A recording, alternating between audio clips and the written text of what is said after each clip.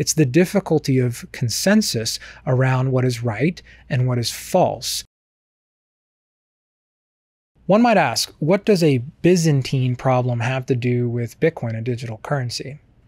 Well, it doesn't necessarily have anything to do with Bitcoin directly, but it's rather a reference to a game theory problem that has really plagued humanity for millennia, on back to Byzantine times. And the nature of the problem is, if we can imagine a scenario wherein a Byzantine general that's preparing to attempt to sack a city has numerous components of an army preparing and trying to coordinate an attack.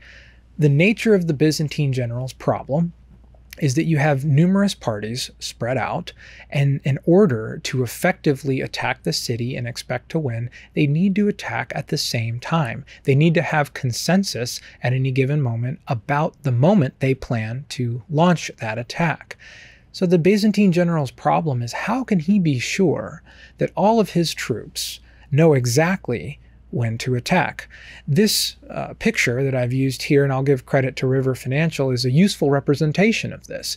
We have part of the cavalry. We can see the navy in the river there. On the other side of the river, it looks like some archery. So you have disparate members of an army trying to prepare to attack. And in the middle, you have the defenders that could try to intercept messages between them and falsely include information to thwart the efforts to collaborate.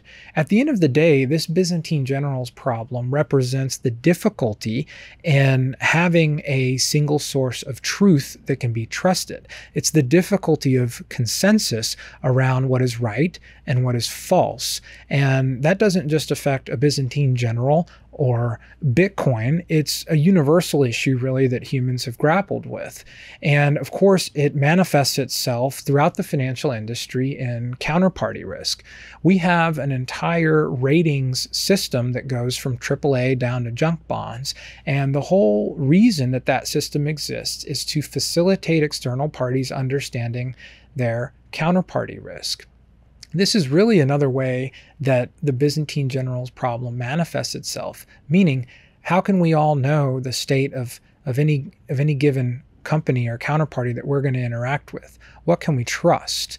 And the most difficult or challenging way that this manifests itself in our lives really is in money and transacting with other people, and in the intermediaries that we have to trust to facilitate those transactions across time and space.